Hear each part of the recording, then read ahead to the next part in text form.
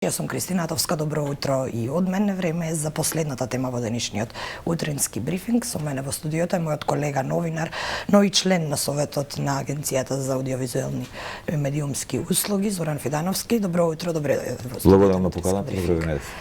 Неколку теми поврзани со медиумите ќе ги подискутираме денеска, но да почнеме од тоа дека вчера ИЗНМ се огласи, потврдувајќи го практично извештајот кој го прати Европската комисија кога се работи за медиумите, с големен број на напади на медиуми, финансиската состојба останува иста или можеби полоша.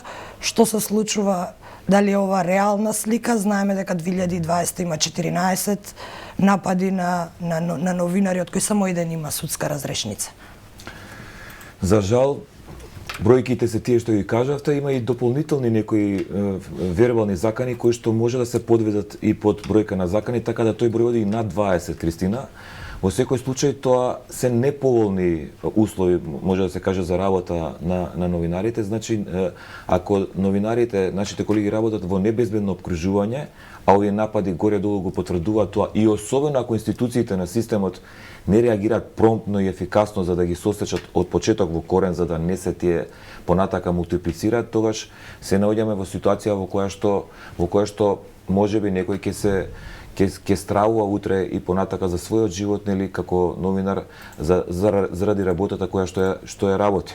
Она што беше правено во овој изминат период и кое што е до некаде стасано, а кое што треба да охрабри, значи да ја направи еден поповолен амбиент за работа, се условно речено работата на измени на кривичниот законник, колку што ја имам информации, во кој што носител, нели, на таа работна верзија на измена е Министерството за правда, но активно учествуваат и медиумските организации, Сдруженијето на новинарите на Македонија и така натаму, кој што ќе овозможи практично напад на новинар да се третира како напад на лице кој што врши службена задача. Да, новинарите и докторите ќе влезат во тој закон кој што е закочен исто така. Поточно беше до изборите заглавен во собранието. Така е, и кој што ќе овозможат практично со повисоки санкции да ги одвратат или да ги застрашат, така да речам, потенцијалните напаѓачи утре кои што ќе би се одлучиле на таков чекар од најразлични причини. Има ли ефект? Мислам дека ќе има, затоа што знаете како, во ситуација кога на интернет, и тоа е посебна тема, но е тесно поврзана со ова, говоров на омраза е распространет најшироко, за разлика од условно речено традиционалните медиуми, каде што морам да кажам дека во последните неколку години е речиси да не постои или е инцидентно појавен, може да се каже. Тој говор на омраза, продуциран преку социјални мрежи, пред се провоцира потенцијални такви напади. Но ако тие напаѓачи знаат дека утре ќе се соочат со некоја висока затворска казна заради напад на новинар, апсолутно мислам дека од старт ќе бидат одвратени, освен можеби би се задржале само можеби на некаков вербален атак, кој што исто е атак, но секако е поблаг, нели, од физички напад. Но тоа го прашав затоа што и сега постојат можеби не вакви ригорозни казни како што тоа ќе биде случај кога ќе биде донесен законот, но и сега постои казна за напад, па не ги одврати напаѓачите. Дополнително новинарите во овој период работа во тешки услови, во услови на корона, и огромен дел од нашите колеги влегува директно во жариштата, што значи дека и животот дополнително им беше загрозен. Реален ли е извештајот на Европската комисија со сите работи кои ги нотира како недостатоци во медиумите? Се согласувам со извештајот јас, апсолутно. Реален е и тоа е производ и на објективните околности како ковид пандемијата пред се, но и на некои наши, условно речено, локални... Бидејќи нема критика за слободата на изразување, туку за сите останати медиумски новинарски состојби. Општиот впечаток е поволен се уште, за среќа, нели, и околу слободата тоа веќе го имаме. Има напредок во однос на претходните периодот кога беше претходната власт, меѓутоа во последните неколку години имаме и малку и намалување на таа листа, нели, на релевантни медиумски организации, и другивите фактори што ги зборуваме придонесуваат за тој впечаток да биде таков. Значи, безбедноста, непрофесионални услови за работа, социјоекономските услови се проблематични за горем дел од новинарите. Сето тоа е причина за условно речено професионалноста кај нашите колеги да биде барем субјективно ставена во преден план заради плашејќи се за својата екзистенција да професионалноста никогаш и затаи. Јас нема да да кажам дека нашите колеги кои што работат не се професионални, меѓутоа се случува понекогаш од тоа мултиплицирано и со притисоци веројатно кои што се во континуитет и кои што веќе влегуваат во домен и на потенцијална автоцензура која што е нотирана и провеела практично низ извештајата и во реакцијата на Сдруженијето на новинарите. Да подсетиме дека за време на изборната кампања имаше вербални напади врз наши колеги и тоа од страна на учесници во кампањата. Да, и тоа неколку 4 или 5 беа, претежно беа кај нашите колеги што работат во медиумите на албански јазик. Јас тоа користам прилика да ги охрабрам нашите колеги да продолжат со своето професионално известување, а истовремено да ги осудам таквите вербални испади и да ги повикам политичките субјекти и нивните представници да се воздржуваат од таков тип на атаци врз нашите колеги. И ваквите напади ќе се сметаат за напад врз службено лице во иднина? Кога доаѓа од учесник во кампања, од политичар? Знаете како, јас зависно како ќе се третира се тоа, има тоа кривично закон и третира и закана преку компјутерски. Затоа што сега зборуваме и за волјата да се постапува, можеби имаат волја службите за некој рандом напаѓач на новинар, но дали би имале волја да постапат и Токму затоа политичарите треба да имаат и повисок праг на толеранција и за условно речено непријатни прашања за нив од новинарите, затоа што тие се јавни личности, тие се под обсервација 24 часа од јавноста. И нормално е да добијат секаков вид на прашање, па дури да се тенденциозни прашањата, тие може само според мене, јас така би постапил да сум на нивна позиција, да кажат дека прашањето го сметаат дека е тенденциозно или пристрасно, но сепак ќе дадат одговор каков и да е, а не да имаат вербален атак како контра на таквите прашања евентуални. Да преминеме на состојбата во МТВ, која исто така е нотирана во извештајот. Нотирано е дека не се спроведени реформи кај во јавниот сервис и дека до сега го има најмалиот буџет во историјата на работењето на МТВ. Во моментов се чека да се избере нов програмски совет, а меѓу другото и нов совет во Агенцијата за аудиовизуелни и медиумски услуги. Тоа не се случува веќе подолг период, иако повторно ќе подсетиме дека тоа се бараше многу години наназад и дека токму реформите во МТВ беа едно од главните ветувања пред да дојде оваа гарнитура на власт. Зошто волку години ништо не е направено? Што очекувате од оваа позиција понатаму? Да, во право сте, значи како да кажам, честопати во дебати поврзани со јавниот сервис сум говорил дека јавниот сервис е огледало на државата. Каков е јавниот сервис, таква е и државата. Зошто не се спроведени реформи досега, зошто не е направен избор на програмскиот совет во пакет заедно со членовите на советот на АВМУ? Тоа е прашање за во парламентот, зошто политичките субјекти не може да се договорат меѓу себе да го направат тој избор, и тука не би можел да дам одговор.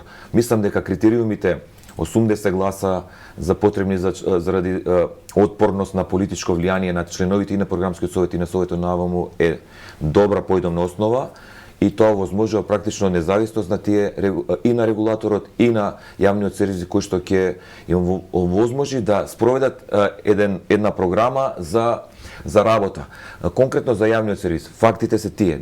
Во последните 10 години најмал е буџетот на јавниот сервис, значи мислам дека е помало од 15 милиони. Да, 13,1 милион. Так. А според законот, ако се исполнува решението што е ставено во законот, по груба некоја моја пресметка, годинава требаше јавниот сервис да има околу 30 милиони евра.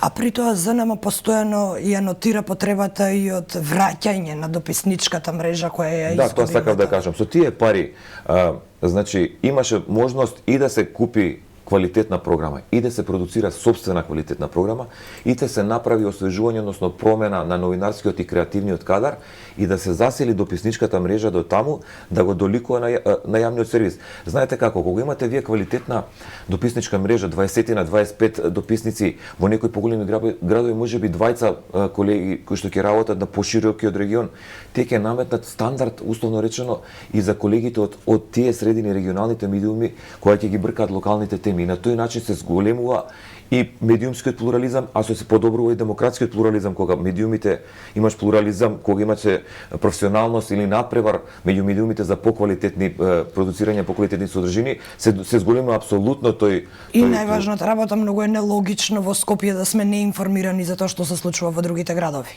Да тргнеме од првата и основната работа. Се согласувам, ние генерално сме информирани, нели, меѓутоа не сме информирани за детали кои што можеби значат и суштина за некои прашања. Поважно тоа ние во Скопје што не сме информирани е да бидат информирани самите граѓани во тие средини.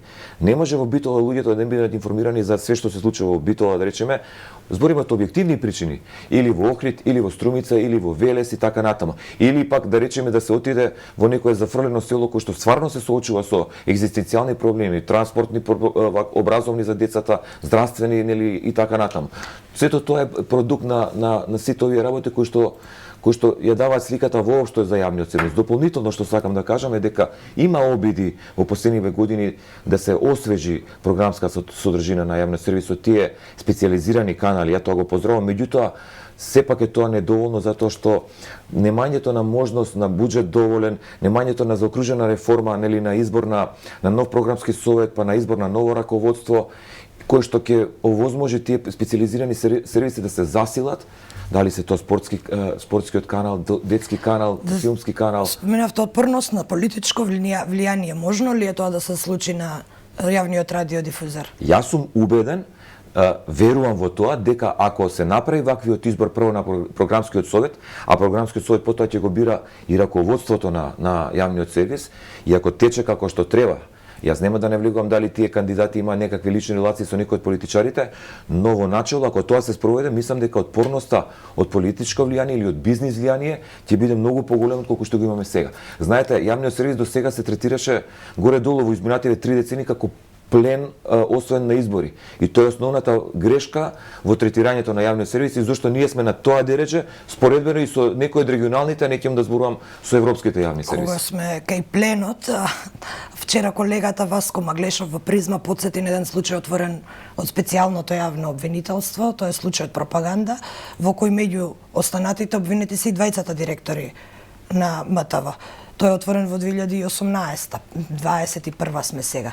Зошто и по отворање на овој случај и покрај отворена истрага за раководството на МТВ, уште буквално ништо не е направено во тој сегмент. Јас не би можел ништо да кажам, тоа е одговор, прашање за судството, само ќе кажам дека судството затоа е секогаш апострофирано како можеби најпроблематично од сите сегменти во општеството. И за промената на раководството на МТВ? Да, затоа што промената мора да се направи преку изборот на програмски совет, па тоа да направи изборот. Дали го сметате ова за неетичко? Не би можел да кажам, затоа што зошто 4 години се чекаше, зошто пропадне едниот конкурс, зошто сега во тек е втор конкурс кој што исто е поминат одреден период кога се поднесени кандидатурите на потенцијалните кандидати, и зошто тоа не е спроведено, пак ќе речеме прашање за парламентот, а во меѓувреме работата си тече. Законот што беше донесен на крајот од 2018 вели дека актуелните членови на совет и актуелниот директор на јавниот сервис ја обавуваат функцијата до изборот на нов. Ние значи мораме да се веќе се со истечен мандат. Да, се со истечен мандат. Како што е случајот и со советот навмо. Токму така, значи актуелните советници, меѓу кои сум и јас, го убавуваме нашиот мандат до изборот на нов, иако тој мандат е по законот по кој сме избрани веќе истечен. Меѓутоа, со измените ние практично имаме позиција на советници затоа што мора советот да функционира. Авмо вчера исто така го објави извештајот за тоа како известувале големите национални телевизии за време на изборната кампања и можам да кажам дека ретко гледаме ваков сјаен извештај. Никој ништо не прекршил, се течало во ред. Таков е и вашиот впечаток? Генерално да. Значи кога зборуваме за мониторингот што се прави врз најголемите медиуми телевизиски, има еден исчекор споредбено со 5-6 години наназад, значи кој што е видлив исчекор. Впрочем, тој мониторинг, тој извештај од мониторингот е според мене реален затоа што се внимава буквално да се даде колку што е можно повеќе еднаков пристап на различните гледишта, што е начело што мора да се почитува во изборното представување. Сега, јавниот сервис тука има најголема улога, он треба да ги представи сите можни кандидати, нели? Затоа што таква е неговата мисија, а комерцијалните медиуми немаат тоа врска да ги представаат сите кандидати, но тие што ќе ги представат мора да им обезбедат значи еднаков пристап меѓу себе, мора да организираат дебати, иако да речеме во некои одредени дебатни емисии отсуствувале репрезенти на определена политичка опција, сепак генерално затоа што не се мери стрикно емисија по емисија тој баланс туку во еден 10-дневен период, нашите колеги во телевизиите тоа го имаат во последниве неколку изборни циклуси, можам да кажам не само за овој, го менаџира на еден добар начин што на крајот овозможува да има избалансираност. И мислам дека реален извештај. Добро, и реалната состојба на волку многу кандидати е дека не сите прифаќаат. Така што некогаш и не е вина на медиумот доколку некој не е застапен. Се сеќавам на претходни изборни циклуси на работата на АВМУ, кога постоја извештаи, бидејќи бев и на тие пресконференции во кои неколку телевизии бевме, еве ќе кажам, отцрнети, напишани дека непрофесионално сме известувале. А истите луѓе го прават ово извештај и денеска. Дали ова значи дека има некаква внатрешна реформа во АВМУ, дека нешто се промени во работата на АВМУ, или само АВМУ практично ги следи општествените текови? Ова ве прашувам во контекст на она споменато политичко влијание. Морам да кажам дека ова што го кажувате како сум јас член на Советот, го нема практично. Не дека немало моменти каде што се разговарало или можеби обиди да има изедначување на сите медиуми, меѓутоа јас лично, а и дел од другите мои колеги во Советот, сме се спротивставиле на таквото унифицирано оценување. Но сте биле малцинство. Да, но сепак вкупниот амбиент, еве да не биде од мене не кажано нескропно, сметам дека мој мал дел е вграден во денеска како функционира регулаторот. Вкупниот амбиент придонесе да се свати дека не може да се функционира поинаку, дека мора да се гледаат работите така како што е. Морам да кажем уште еден момент, ја како што ја ги гледам работите, службата според мене во агенцијата, стручната служба, во континуитет работата си ја обавува стручно и професионално според мене. Прашањето е само како кој ги толкува извештаите и на кој начин ги презентира кога се водела дебата. И затоа се тие разлики во тема. Јас се сеќавам дека имаше 3 телевизии изрично наведени дека влијаеле политички или дека биле пристрасни во известувањето. Имаше баш голема расправа тогаш на новинарите со претседателот на Советот. Тоа било пред мојот мандат и претпоставам дека во тие извештаи се да нагаѓам не сум ги директно читал или да сум дебатирал за нив, претпоставам дека тоа било вербална дебата на седница на Совет по извештајот и искажани ставови. Да, за тоа што го пишуваше во извештајот. Да, не би можел да зборувам за тоа што било пред мене, меѓутоа ја откако сума не сум малку, повеќе години сум, мислам дека такви извештаи ја немам сретнато лично кај што има тенденциозно пишување или направено дека контра одредени медиуми. Може да се каже дека имало можеби некакви обиди во минатото на самата седница во дискусија да се направи некаква тенденција, но во самиот извештај не сум сретен. Сменавме дека и во Советот на АВМУ ќе се бираат нови членови. Вие сте исто еден од кандидатите повторно за член на Советот во АВМУ. Потребни ли му се реформи на ова регулаторно тело и според вас треба ли да има повеќе новинари внатре или луѓе кои се малку подобри познавачи на состојбите во новинарството? Не само новинари, значи од повеќе општествени области треба да бидат вклучени внатре, затоа што Советот треба да ги апсорбира сите области кои што се директно поврзани со радиодифузијата, така да се изразам, но новинари секако да, затоа што потребно е пред се да има дебата за прашањата што се битни за работата на регулаторното тело, а што се поврзани со аудиовизуелната медиумска политика, но и другите работи. Сметам дека агенцијата во последниот период работи коректно и професионално, но сметам дека после одреден период, нели тоа е неминовност, мора да се направи нели избор или реизбор на советот, на телото, затоа што нормално кога има и флуктуација на нови луѓе, нови идеи, нови дебати, можеби ќе произлезат и некакви поинакви решенија кои што се во склопот на законот. Пред се ние мораме да го спроведуваме законот, но и во склопот на законот, ја стално велам тоа, го повторам, да овозможиме амбиент нормален за работата на медиумите. Визановски, благодарам што одвоивте време да дојдете во денешниот Благодарам на поканата.